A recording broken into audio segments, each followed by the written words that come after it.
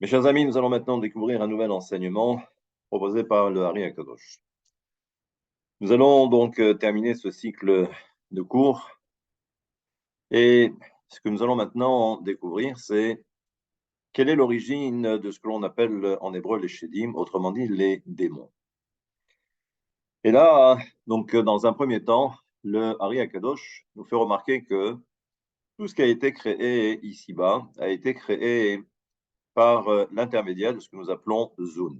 Zun, le Zer Anpin et la Malchut à un niveau supérieur. Nous savons également que c'est l'union entre le Zer Anpin et la Malchut qui donne naissance à ce que l'on va appeler les Neshamot Bene Adam, les âmes des enfants de l'homme. Mais il y a également, comme nous allons le découvrir, il y a également ce que l'on va appeler Neshamot Ashedim, ce sont les âmes des démons. Et là, comme vous le savez pertinemment, c'est que tout ce qu'il y a en bas, on va retrouver exactement la même chose en haut. Toujours d'après le principe et d'après le verset que nous connaissons, Mi Bessari Chazé Eloka, c'est-à-dire de ma propre chair, je peux déjà entrevoir ce qui se passe. Autrement dit, il suffit de voir autour de nous pour comprendre que c'est en quelque sorte une sorte de symétrie entre le bas et le haut. Et donc, on nous dit que lorsque un homme et une femme ici-bas décident de s'unir, ils vont donner naissance à un enfant. Cet enfant aura une âme, bien évidemment, et un corps.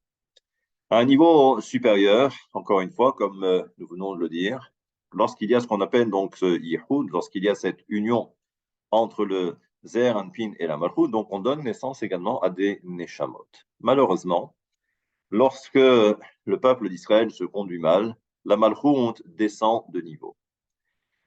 Et si la Malchut descend de niveau, donc il faut lui trouver quelque chose qui va pouvoir la remplacer. Et d'ailleurs, c'est pourquoi nous avons ce fameux principe que l'on va retrouver d'ailleurs dans toutes les chassidoutes, où nous savons que c'est ce qu'on appelle Shifra, Tirash Gevirta, que c'est la servante qui va prendre la place de la maîtresse de maison. La Shifra, c'est celle que nous connaissons, la fameuse Lilith, et malheureusement, la maîtresse de maison, qui est la Malchut, doit descendre de niveau.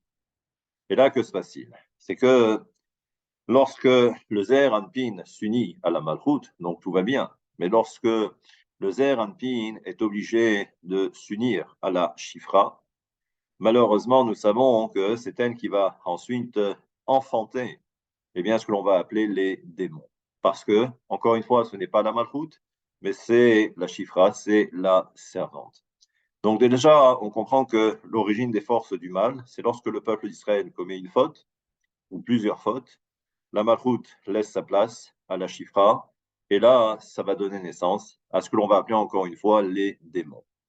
Mais ce que nous fait remarquer également le Hari Kadosh, pour qu'on puisse justement comprendre qu'il y a une véritable symétrie, c'est que lorsque l'homme, encore une fois, ça donne à des pulsions, et il y a ce qu'on appelle en hébreu donc ce qu'on appelle les pertes séminelles, c'est ce qu'on appelle kéri.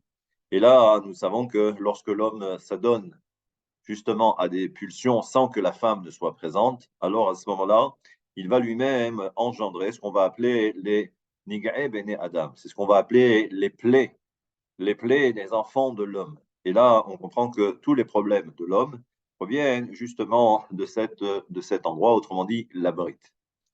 Et là, donc, ce que nous dit le Hari Akadosh, c'est que, rappelez-vous, à un niveau supérieur, on fait état de ce que l'on appelle le tselem. Le tselem, c'est l'apparence, c'est l'image.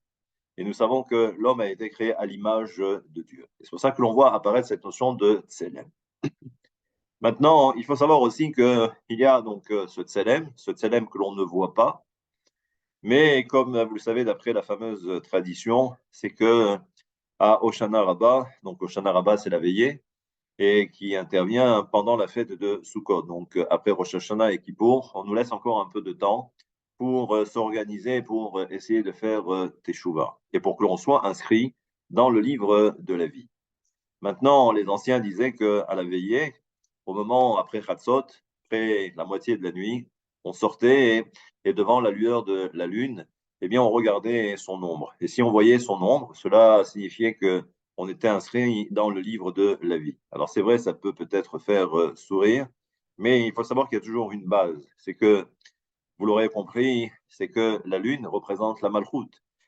Et donc, s'il y a cette notion de tselem, c'est ce qu'on va appeler la vie. D'ailleurs, le Zohar dira un peu plus tard qu'au moment où la personne doit quitter ce monde et avant qu'elle ne quitte ce monde, eh bien, il y a déjà ce tselem, il y a déjà ce tselem qui disparaît.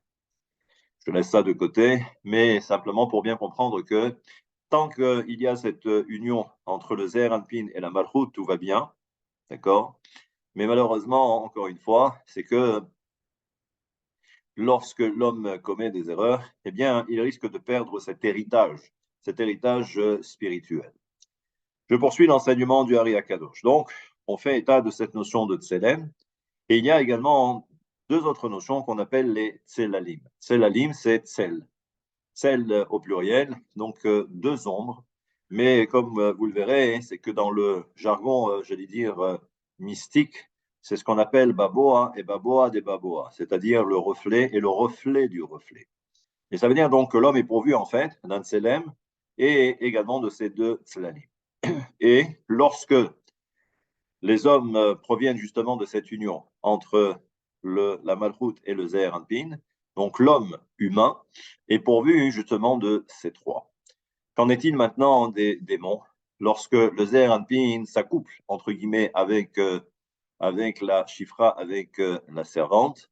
Eh bien, ce que nous dit le Hari Akadosh, c'est que la Shifra, la servante, va également donner naissance à ce que l'on va appeler les Shedim. Mais il faut savoir qu'il leur manque un élément, c'est-à-dire qu'il y aura tout ce qui provient du Zahar, tout ce qui provient de l'homme, autrement dit du Zeher Anpin, ça va être ce qu'on appelait le Tselem, et également le premier reflet. Mais par contre, le reflet du reflet, donc j'allais dire la deuxième ombre, eh bien celle-ci n'existe pas chez les Shedim.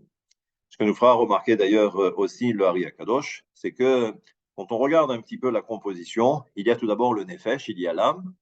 En dessous du Nefesh, il y a le Tselem plus les deux Tselalim. Et ensuite, il y a le Gouche. Ça, j'allais dire tout à fait classique, tout à fait basique. On parle ici de l'homme. Qu'en est-il encore une fois des démons? Eh bien, étant donné qu'il leur manque un élément, et cet élément, c'est ce qui va permettre justement qu'il y ait au contact du corps, mais comme cet élément n'existe pas, donc c'est pourquoi la Shifra, la servante, va être obligée j'allais dire, de créer un corps qui soit adapté justement à leur morphologie spirituelle.